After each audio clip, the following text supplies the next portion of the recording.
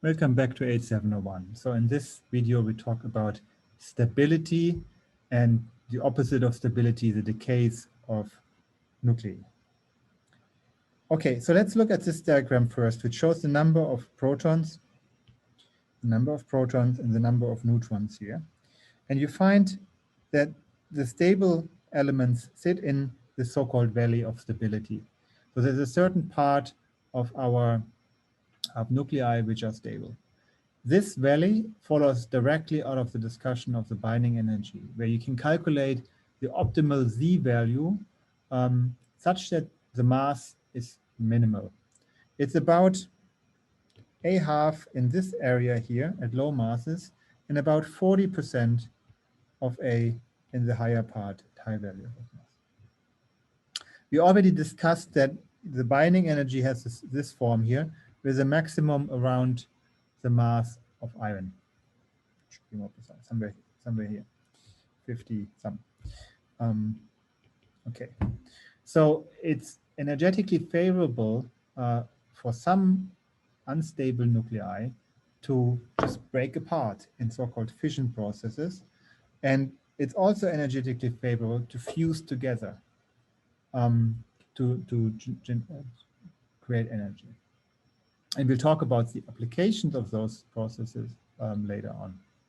But for now, we want to just look at radioactive nuclide, which can decay in various ways. And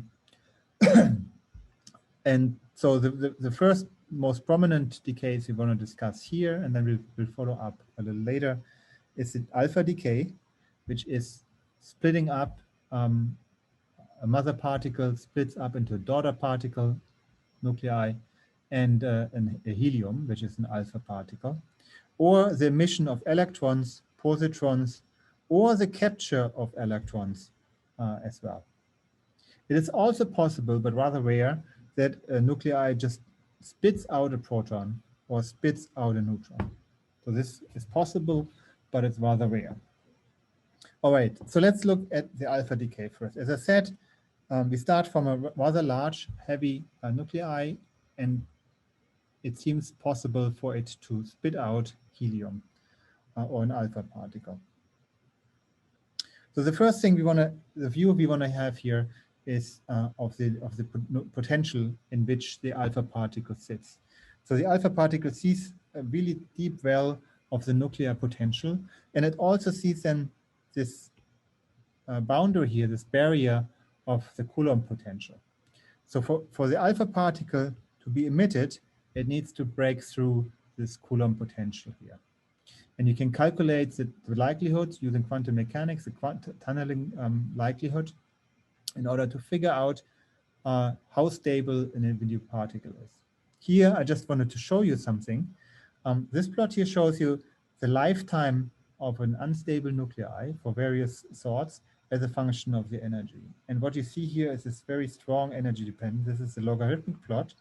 And what you see is the lifetime seems to be rather short when the emitted particle has a lot of energy.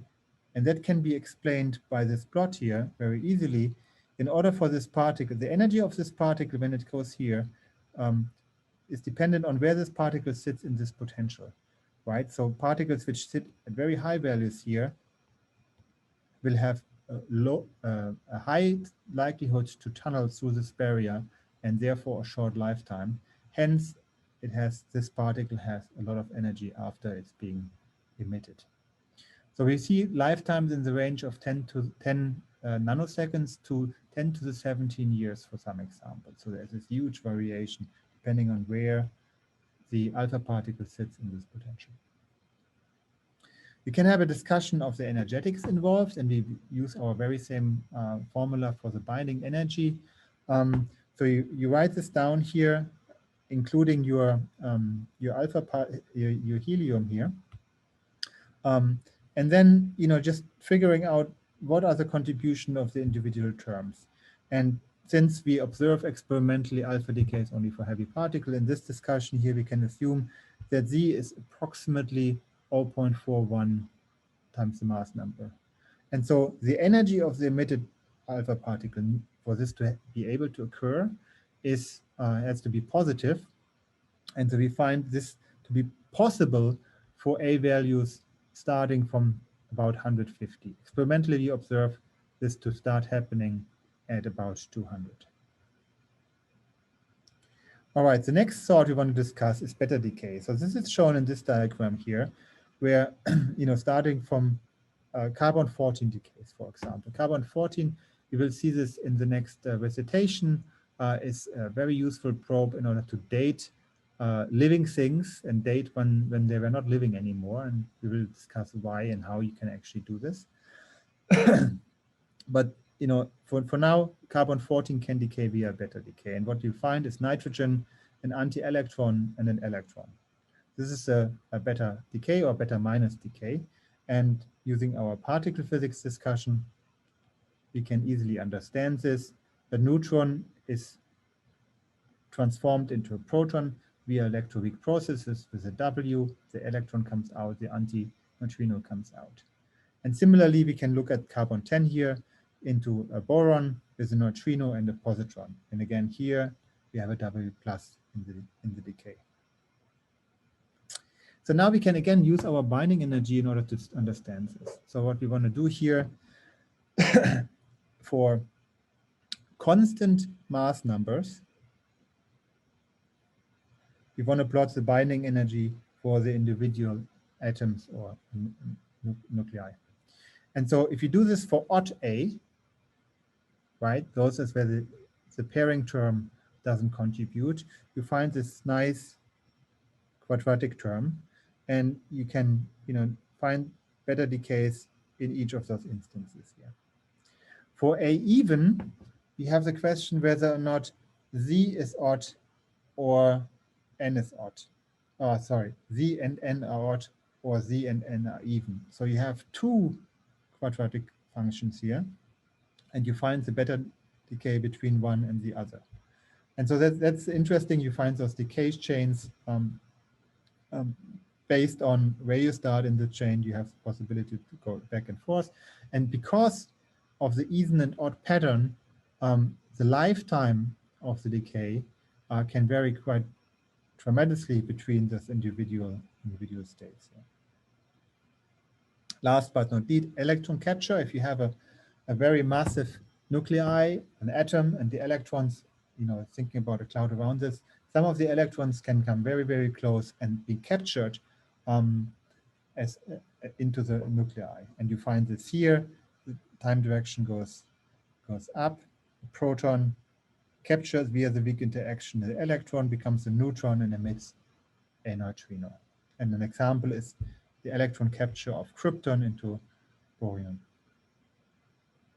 All right, so we start to get some sort of understanding of nuclear decays. We find this value of stability here. We find in a large range for lower numbers of Z, beta decays. For higher numbers of Z, we find beta plus decays. And for very heavy nuclei, we find alpha decays. Proton decays are seen at the very boundary here, and nuclear fission processes where the nuclei spontaneously breaks up. We haven't discussed in detail, but you can think about them very similarly to the alpha decay. As you already kind of probably saw from the discussion of the beta decay, it's possible to have rather long decay chains. So you start from a radioactive nuclei, which then decays and decays and decays and decays in those kind of chains. So this is, two examples here, the thorium chain and the uranium chain, creating all kinds of other new elements. And on the uranium chain, it's very interesting to say uranium, is part of our core. If you build a house and you build if you build the foundation with concrete, you probably have some uranium in there, which then in this decay chain generates radium.